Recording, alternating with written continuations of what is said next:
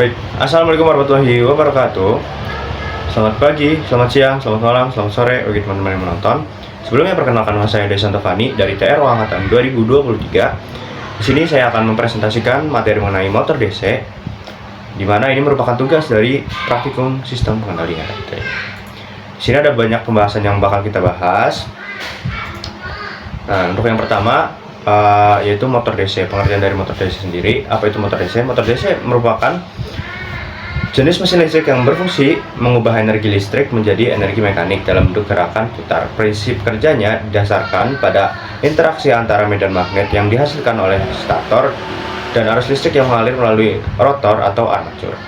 Ketika arus mengalir, medan magnet terbentuk dan menghasilkan gaya elektromagnetik yang mendorong rotor untuk berputar. Kemudian komponen utama motor DC meliputi stator, rotor, komutator, sikat atau brush, dan belitan kawat. Kemudian komutator dan sikat berperan penting dalam menjaga arah arus agar rotor terus berputar secara konsisten. Motor DC memiliki berbagai jenis seperti motor DC brush atau motor DC sikat, kemudian ada juga yang brushless atau tanpa sikat. Dan motor servo yang digunakan untuk kontrol posisi presisi. Karena kemampuannya dalam mengatur kecepatan dan arah putaran dengan mudah, motor DC banyak digunakan dalam berbagai aplikasi seperti kipas angin dan lain-lain. Kita lanjut ke, nah di sini ada beberapa prinsip prinsip elektromagnetik yang digunakan motor DC. Di sini elektromagnetik adalah inti dari cara kerja motor DC dalam mengubah energi listrik menjadi energi mekanik, teman-teman. Kemudian ketika arus listrik searah dialirkan ke kumparan jangkar atau rotor atau kawat yang berada di dalam medan magnet yang dihasilkan oleh stator, baik dari magnet permanen atau kumparan elektromagnetik, maka akan timbul gaya elektromagnetik yang mendorong rotor untuk berputar. Fenomena ini dijelaskan oleh hukum Lorentz yang menyatakan bahwa konduktor yang dialiri arus dan berada dalam medan magnet akan mengalami gaya. Di sini ada rumus dari gaya Lorentz tersendiri, yaitu F sama dengan B kali I kali L kali sin theta, dengan F yaitu gaya Lorentz, B nya ada kerapatan flux, I nya itu arus listrik, L nya panjang penghantar dalam medan magnet, dan theta merupakan sudut arus dan medan magnet. Nah, di sini ada hubungan arus, medan magnet, dan torsi. Dalam motor DC, torsi yang dihasilkan merupakan hasil interaksi antara arus listrik, medan magnet, dan konduktor pada lilitan. Ketika arus listrik mengalir melalui lilitan jangkar, timbul gaya Lorentz akibat adanya medan magnet dari kutub motor. Besarnya gaya ini sebanding dengan besar arus dan kerapatan flux magnet yang memotong penghantar. Gaya yang bekerja pada konduktor tersebut kemudian menghasilkan momen puntir atau torsi pada poros motor. Dengan demikian, semakin besar arus jangkar yang mengalir atau semakin kuat medan magnet yang dibangkitkan oleh kutub, maka torsi yang dihasilkan juga semakin besar. Hubungan ini menunjukkan bahwa torsi motor DC berbanding lurus dengan arus jangkar dan flux medan magnet. Seperti itu, teman-teman. By the way, untuk jangkar, yang dimaksud jangkar yaitu rotor ya, teman-teman. Jangkar atau motor. Setelah itu kita next, di sini ada jenis-jenis motor. Tadi kan ada dua. Kita bahas yang pertama itu motor brush atau sikat. Motor brush adalah salah satu jenis motor listrik arus searah atau arus DC yang memanfaatkan sikat dan komutator untuk menyalurkan arus listrik dari sumber ke lilitan jangkar atau armatur. Prinsip dasar kerjanya mengacu pada hukum Lorentz, yaitu penghantar berarus listrik yang berada dalam medan magnet akan mengalami gaya mekanis. Kemudian ada cara kerja motor brush sendiri. Itu harus masuk melalui brush menuju komutator, lalu dialirkan ke lilitan jangkar di rotor. Kemudian lilitan yang berada dalam medan magnet stator mengalami gaya Lorentz yang menghasilkan torsi dan memutar rotor. Komutator kemudian membalikan arah arus setiap setengah putaran agar torsi tetap searah sehingga motor terus berputar. Oke, di sini ada struktur dari motor DC tersendiri. Di sini ada bagian-bagian struktur motor DC, itu ada stator, ada rotor atau jangkar atau armatur, ada kemudian komutator, ada brush atau sikat, ada poros atau shaft, dan housing. Nah, keterangannya, stator yang digunakan dalam motor DC itu bagian dia berfungsi menghasilkan medan magnet. Kemudian rotornya bagian berputar yang berisi lilitan kawat atau arus mengalir. Komutatornya itu cincin belah yang terhubung ke lilitan rotor. Kemudian brushnya terbuat dari karbon atau grafit. Kemudian ada porosnya, bagian mekanisme menyalurkan putaran rotor ke badan, dan ada di sini ada housing juga atau casing, itu rangkaian. Nah, adapun kelebihan dari motor sikat atau brush, yang pertama, desainnya sederhana dan biayanya murah. Oleh karena itu, hanya membutuhkan komponen dasar seperti stator, rotor, brush, dan komutator tanpa rangkaian elektromagnetik yang rumit. Jadi relatif lebih simpel ya teman-teman. Kemudian ada kelebihan yang kedua, ada mudah dikendalikan. Kecepatan dan arah putaran motor cukup diatur dengan mengubah besaran atau polaritas dari tegangan DC, sehingga tidak memerlukan driver khusus, teman-teman. Kemudian ada torsi awal atau starting torque yang besar. Arus dapat langsung masuk ke rotor melalui brush, sehingga motor mampu menghasilkan gaya putar tinggi sejak awal beroperasi, atau spontan gitu ya teman-teman. Spontan. Oke. Selanjutnya, mudah diperbaiki dan banyak tersedia di mana-mana. Komponen seperti brush, komutator itu merupakan komponen yang mudah diganti, serta motor ini sudah lama diproduksi sehingga suhu cadangnya umum dijumpai di mana saja. Kemudian cocok untuk aplikasi sederhana teman-teman, karena tidak membutuhkan sistem kontrol yang kompleks. Motor brush baik digunakan dalam mainan kipas anak kecil, pompa, motor starter kendaraan. Kita next ke, nah adapun kekurangan motor brush tersendiri. Brush cepat aus akibat motor memerlukan perawatan rutin, penggantian brush, dan jika dibiarkan bisa membuat motor berhenti bekerja karena brush tadi berhubungan atau bersenggolan dengan komutator yang berputar. Maka brush sendiri lama-kelamaan akan mengalami keausan. Kemudian ada efisiensi yang rendah akibat motor boros energi, lebih cepat panas, dan tidak cocok untuk aplikasi yang butuh kinerja tinggi atau hemat daya. Kemudian yang ketiga, menimbulkan percikan dan bising. Akibatnya motor berisik saat digunakan, berumur lebih pendek, serta percikan listrik yang bisa menimbulkan gangguan pada perangkat elektronik di sekitarnya. Di samping banyak kelebihan, di situ pun ada kekurangannya ya teman-teman. Di sini aku akan memberikan contoh aplikasi motor brush, yaitu pada mainan listrik, misalnya mobil remote, terus ada robot mainan dan lain-lain. Kemudian ada kipas angin mini, yang biasa cewek-cewek pegang. Nah, itu merupakan salah satu aplikasi penggunaan motor brush. Kemudian ada bor listrik, ada pompa air mini, motor starter kendaraan bermotor, dan alat rumah tangga seperti blender, pengering rambut, mesin jahit, dan lain-lain. Nah, di sini ada pembahasan yang menarik juga nih teman-teman. Ketika motor berputar, otomatis kita perlu tahu cara mengontrol arah putaran motor. Ketika motor maju dan ingin memutar motornya mundur, gimana sih caranya? Nah, di sini kita akan bahas ya. Bagaimana caranya mengontrol arah putaran dari motor itu sendiri. Di sini pada dasarnya untuk mengubah arah putaran motor, hal yang perlu kita lakukan adalah mengganti polaritas pada brush. Dalam begitu saja, motor yang tadinya berputar maju akan berputar mundur. Namun, dalam penerapannya, mencabut kabel dari motor, kemudian menukarnya dan memasangnya kembali bukan suatu hal yang praktis untuk dilakukan. Maka dari itu muncullah rangkaian H-bridge.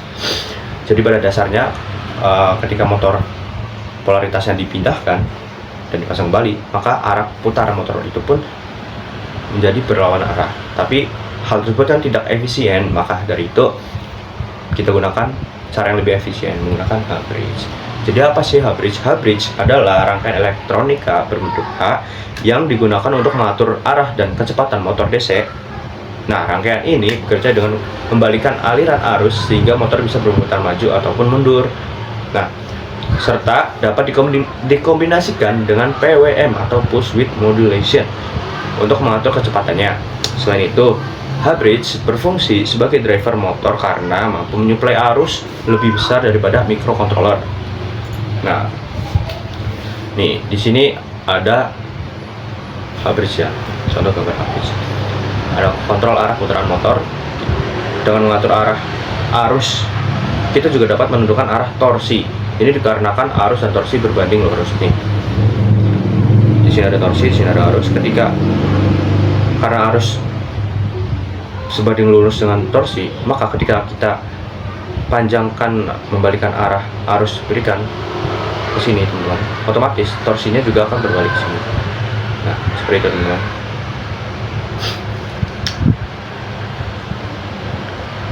Nah, maka dari itu jika kita membalikkan arah arus, maka torsi yang dihasilkan akan terbalik pula. Nah, seperti itu ya. Dengan prinsip inilah kita bisa mengatur arah putaran motor. Jika kita arusnya kita balik, maka torsinya juga putar balik seperti itu. Nah, di sini ada contoh rangkaian edge bridge. Nah, nanti kita bahas gimana sih cara penerapannya ya teman-teman. Nah, kondisi 1, untuk mengalirkan arus dari kiri ke kanan motor, maka yang harus kita lakukan yaitu menutup saklar kiri atas dan kanan bawah, di mana dua saklar atas merupakan positif dan dua saklar bawah merupakan ground teman-teman. Dengan itu, maka motor akan berputar maju sesuai arah arus. Jadi, untuk mengalirkan arus dari kiri motor ke kanan motor sini, maka kita harus menutup nih bagian sini nih, kiri atas dan kanan bawah. Maka motor akan berputar ke arah yang sini. Nah, di sini ada kondisi yang kedua. Gimana caranya kita mengalirkan arus dari motor dari kanan ke kiri motor? Maka hal yang kita lakukan sama, yaitu menutup bagian kanan atas dan kiri bawah. Nah, di sini ya, sebaliknya untuk mengalirkan arus dari kanan ke kiri, maka yang harus dilakukan yaitu menutup saklar kanan atas dan kiri bawah. Ini menjadikan arus mengalir dari kanan kiri motor dan torsi berputar mundur sesuai arus yang masuk seperti itu. Dengan cara tersebut kita sudah mengetahui bagaimana cara mengontrol arah putaran motor. Nah, selanjutnya bagaimana cara mengatur kecepatannya nih. Arahnya kan udah bisa kecepatannya. Nah, seperti itu teman-teman. Oh, sebelumnya adapun kondisi yang tidak boleh dilakukan. Nah, yang tidak boleh dilakukan yaitu menutup bagian kiri atas dan kiri bawah sama-sama bagian kiri atas dan kiri bawah, atau kanan atas dan kanan bawah ditutup berbarengan. Hal ini tidak boleh dilakukan pada edge bridge, yaitu menutup saklar atas dan bawah sisi yang sama. Ini dapat menyebabkan konsleting yang dapat merusak komponen elektriknya. Nah, lanjut ya teman-teman, untuk mengatur kecepatan putaran motor menggunakan PWM. Sini kontrol kecepatan motor DC dengan PWM atau pulse width modulation dilakukan dengan memberi sinyal berupa pulse atau pulsa on dan off berfrekuensi tetap ke motor, bukan tegangan analog yang berubah-ubah. Kecepatan motor diatur melalui duty cycle, yaitu perbandingan lama waktu on terhadap total periode pulsa. Semakin besar duty cycle, semakin tinggi tegangan efektif yang diterima motor, sehingga putaran menjadi lebih cepat. Sedangkan duty cycle kecil menghasilkan putaran yang lebih lambat. Metode ini efisien karena komponen pengendali hanya bekerja pada kondisi on ataupun off, sehingga energi yang terbuang menjadi panas dapat diminimalisir. Jika duty cycle 0, maka sinyal PWM-nya juga 0. Seperti ini. Kita 50% sebenarnya teman-teman. Ini mengatur kayak lebih ke kerapatannya teman-teman. Ketika 0 segini, ketika 100% maka akan di sini semua, tidak ada bawahnya. Next. Nah, adapun di sini ada kegagalan pada motor. Nah, salah satu penyebab utama kegagalan pada motor DC brush adalah keausan sikat. Ya kan teman-teman, kita bisa lihat di sini. Ini ada sikat, ini ada komutator. Jika akan terkena terus-menerus terhadap komutator dan lama-kelamaan akan aus. Kita baca lagi ya teman-teman.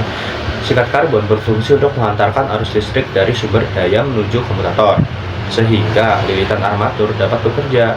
Namun karena sikat selalu bergesekan dengan komutator yang berputar, lama-kelamaan material sikat akan terkikis. Keausan ini membuat kontak listrik menjadi tidak stabil, menimbulkan percikan atau sparking, meningkatkan hambatan listrik, dan menyebabkan panas berlebih. Akibatnya, motor bisa kehilangan efisiensi, menimbulkan suara berisik, bahkan berhenti bekerja apabila sikat sudah terlalu aus dan tidak lagi menyentuh komutator dengan baik. Oleh karena itu, motor brush membutuhkan perawatan yang rutin. Walaupun motornya itu simple, suku cadang di mana-mana, tapi motor ini tentu lebih memiliki perawatan yang rutin, termasuk pengecekan dan penggantian sikat karbon secara berkala, teman-teman. Seperti itu ya.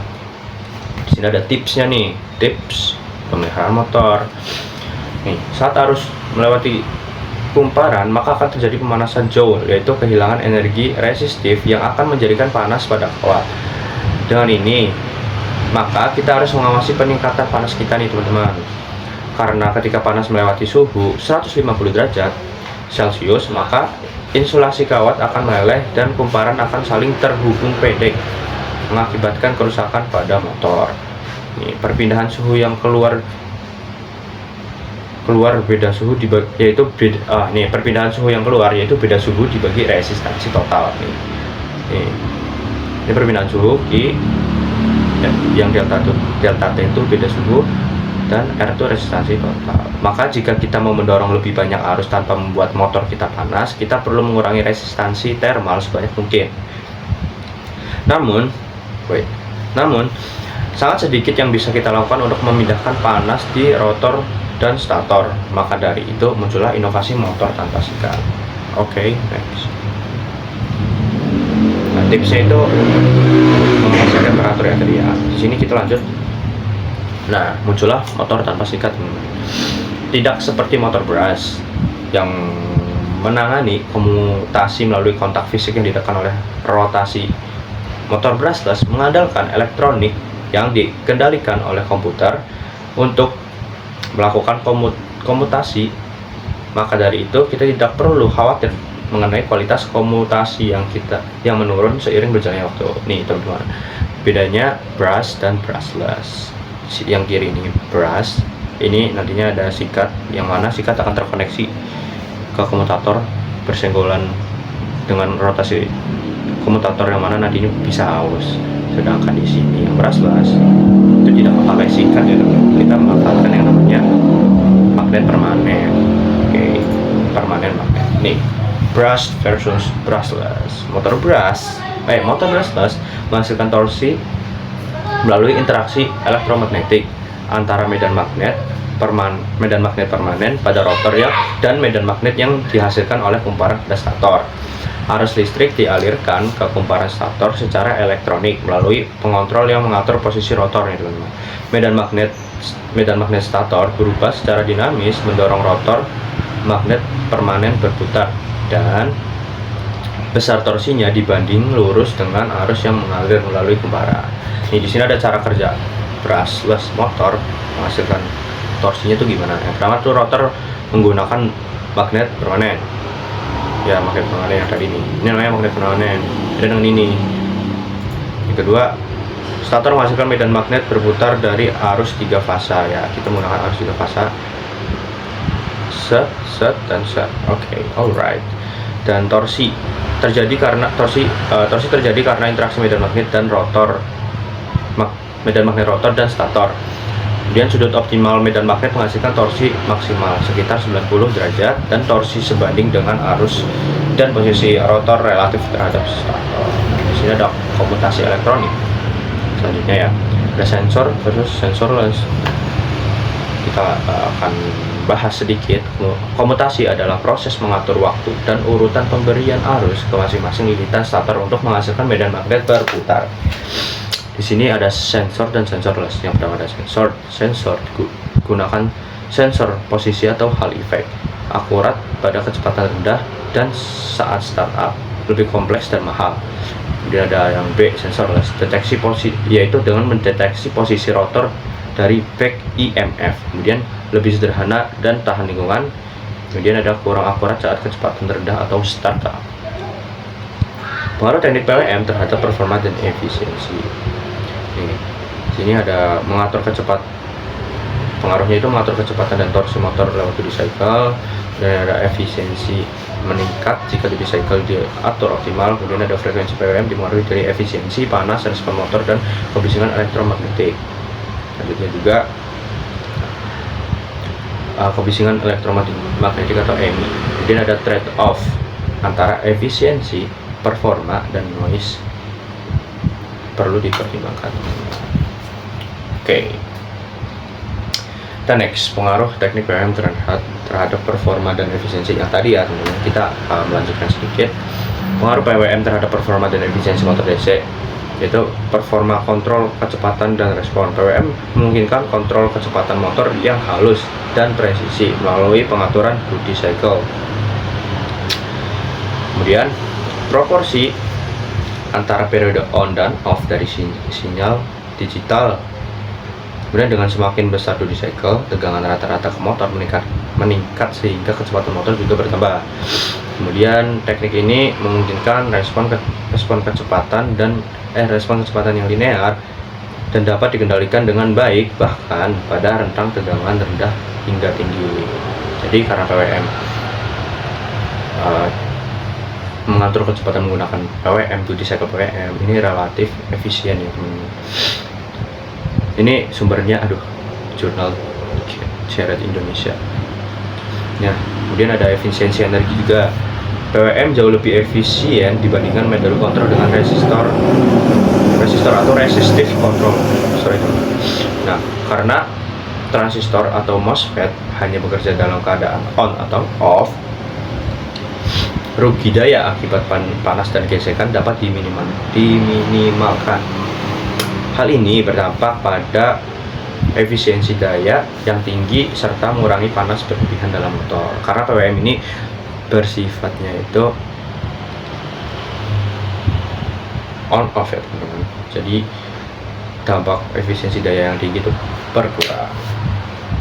Maksudnya penggunaan dayanya lebih efisiensi. Next. Nah, Clarke dan Parke. Apa tuh Clarke dan Parke?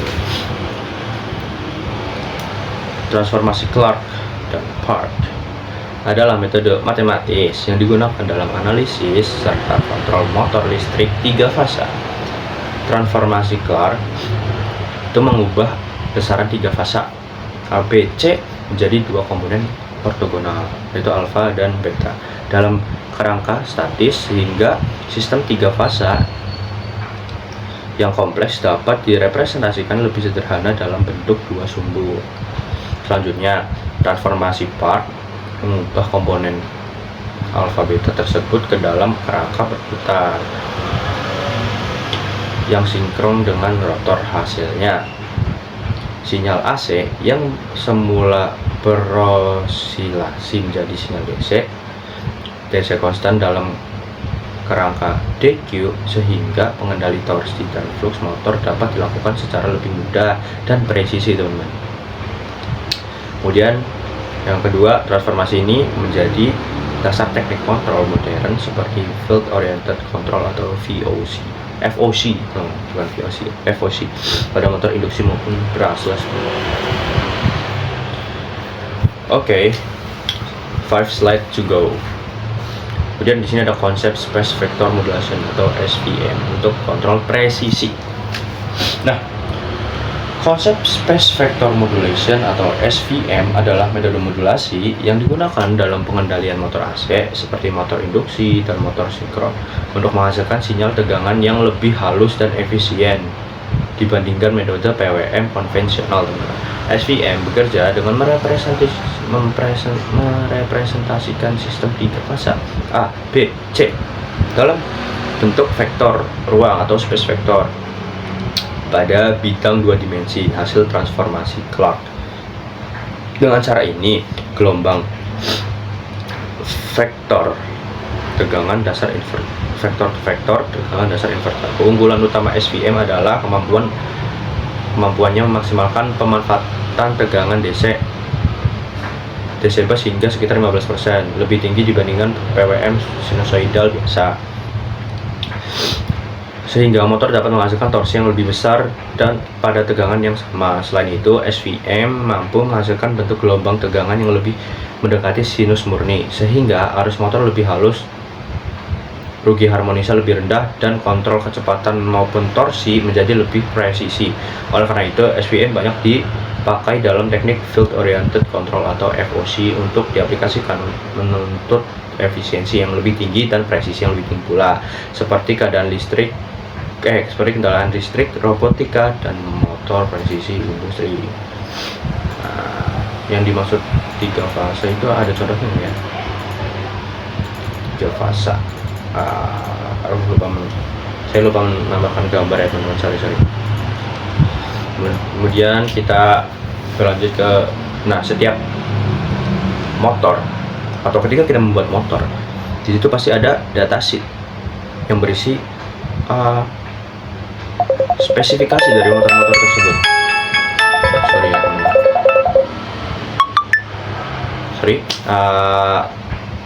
Tentunya ketika kita membeli motor atau kita menggunakan motor, di situ ada datasheet yang mana berisi spesifikasi dari motor. Nah, datasheet motor DC ini adalah lembar data teknis yang diterbitkan oleh pabrikan dan berisi informasi detail mengenai spesifikasi, karakteristik, serta parameter kerja. Sorry teman, ada telepon ya. Oke. Parameter kerja motor DC. Dokumen ini berfungsi sebagai acuan untuk memahami kemampuan, batasan, dan cara penggunaan motor agar sesuai dengan dan aplikasi yang kita mau. Oke, jadi datasheet itu sederhananya tuh spek yang tercantum pada motor yang kita gunakan gitu ya. Nah, secara umum datasheet motor bisa kita bagi menjadi 2, yaitu dimensi mekanis dan karakteristik elektromekanis. Dimensi mekanis berisi gambar fisik motor yang akan menjawab pertanyaan apakah motor ini akan bekerja untuk saya secara spatial, apakah ini akan muat di tempat yang saya inginkan, apakah secara bentuk ini muat dan secara bentuk ini efisien digunakan di project yang kita gunakan. Nah, disitulah mechanical dimension atau dimensi mekanis. Datasheet dimensi mekanis itu diperlukan ya teman-teman. Ini berisi gambar-gambar teknik kayak tingginya berapa senti, kemudian ada diameternya berapa senti, kemudian ada bentuknya seperti apa, seperti itu ya. Di sini mechanical dimension atau dimensi mekanis itu relatif lebih lebih simple ketimbang datasheet yang akan kita jelaskan berikutnya. Nah, nih, dimensi mekanis itu berisi gambar fisik motor yang akan menjawab pertanyaan apakah motor ini akan bekerja untuk saya secara spasial, apakah ini akan muat di tempat yang saya inginkan. Jika jawabannya iya, maka kita harus lanjut mempertanyakan apakah ini akan melakukan apa yang aku inginkan secara spesifikasi. Nah, untuk menjawab itu kita harus melihat bagian elektromekanis. Nah, ada datasheet berikutnya, yaitu datasheet elektromekanis, teman-teman. Nah, di sini kita cantumkan contoh gambar datasheet elektromekanis. Datasheet ini akan menjawab apakah motor ini bisa melakukan apa yang saya inginkan. Ini berisi spesifikasi yang nantinya menjadi pertimbangan untuk penggunaannya. Nih, salah satu contoh data yang ada pada elektromekanis yaitu variabel pertama yang biasa tercantum adalah tegangan nominal nih. Nominal voltage yang nomor 1 ya teman-teman. Nah, tegangan nominal adalah tegangan di mana semua nominal lainnya dihitung. Ini umumnya tolak ukur baik di mana kita bisa menentukan tegangan berapa yang diperlukan motor. Namun, kita bisa menggunakan tegangan itu di atas maupun di bawah dari nominal voltage, asalkan kita tidak mengabaikan karakteristik lainnya. Seperti ada beberapa poin-poin ataupun apa sih namanya ya, ada beberapa variabel yang penting juga atau key variable pada datasheet elektromekanis. Selain nominal voltage itu ada load speed, ada load current, nominal speed, dan nominal torque, nominal current atau stall torque, stall current, dan lain sebagainya teman-teman. Kemudian selanjutnya di sini kita ada feedback control. Nah, kemudian ada feedback control teman-teman. Nah, konsep feedback control pada motor DC adalah suatu mekanisme pengendalian yang bekerja dengan cara membandingkan nilai keluaran aktual motor seperti kecepatan atau posisi dengan nilai yang diinginkan atau set point. Jika terdapat perbedaan atau error, sistem akan memberikan koreksi agar motor dapat mencapai kondisi yang sesuai dengan target. Salah satu metode yang umumnya digunakan dalam feedback control adalah PID atau Proportional Integrative Derivative. Proportional Integral Derivative. Pada bagian proporsional atau P, sistem memberikan respon sebanding dengan besar error, sehingga semakin besar perbedaan antara keluaran dengan set point, semakin besar pula sinyal koreksi yang diberikan. Namun, kontrol P saja sering meninggalkan error sisa, sehingga digunakan integral untuk mengakumulasikan error dari waktu ke waktu dengan tujuan menghilangkan error yang masih tersisa. Sementara itu, derivatif atau D digunakan untuk memprediksi arah dan kecepatan perubahan motor, sehingga dapat meredam overshoot dan membuat respons sistem lebih stabil. Dengan kombinasi ketiganya, kontrol PID dapat membuat motor DC mencapai kecepatan atau posisi yang diinginkan secara cepat, tepat, presisi, stabil. Karena apa? Karena sistem selalu melakukan perbaikan otomatis berdasarkan hasil pengukuran sensor yang menjadi feedback. Nah, jadi konsepnya ketika motor sudah diberi set point dan juga di sini outputnya tuh belum sampai set point, di sini ada sensor yang mendeteksi apakah membandingkan set point dengan kondisi aktualnya. Ketika kondisi aktualnya belum sesuai dengan set point, maka sensor akan memberikan feedback ke sini, ke controller. Agar apa? Agar mengulang lagi dari awal, agar nanti output yang dihasilkan akan sesuai dengan set point seperti itu. Di sini ada regenerative braking. Ini mungkin yang terakhir ya teman-teman, ada regenerative braking. Regenerative braking adalah prinsip pengereman yang bekerja dengan cara mengubah energi kinetik kendaraan atau motor yang sedang bergerak menjadi energi listrik kembali melalui motor listrik yang berfungsi sebagai generator. Pada saat pengereman, aliran arus dibalik sehingga motor tidak lagi mengonsumsi daya, melainkan menghasilkan energi listrik yang kemudian disimpan kembali ke sumber energi, misalnya baterai. Nah, prinsip ini tidak hanya memperlambat gerakan motor ataupun kendaraan, tetapi juga memanfaatkan energi yang bisa terbuang menjadi panas pada sistem pengereman konvensional. Nih teman-teman, dalam dunia otomasi industri, regenerative braking bermanfaat untuk menghemat energi mesin yang sering dilakukan siklus percepatan dan perlambatan, misal kren, elevator, atau konveyor, sehingga konsumsi listrik lebih efisien. Sedangkan pada kendaraan listrik, regenerative braking memperpanjang jarak tempuh dengan cara mengisi ulang baterai saat pengereman sekaligus mengurangi ketergantungan pada sistem rem mekanis, sehingga keawasan komponen berkurang dan biaya perawatan lebih rendah teman-teman. Dengan demikian, teknologi ini memberikan keuntungan ganda berupa efisiensi energi dan peningkatan umur pakai sistem. Jadi regenerative braking itu mengubah prinsip pengereman yang bekerja tuh energi kinetiknya dirubah menjadi energi listrik seperti itu. Intinya seperti itu. Nah, mungkin itu saja yang bisa saya sampaikan. Maaf kalau ada salah kata atau salah ucapan yang saya katakan tadi.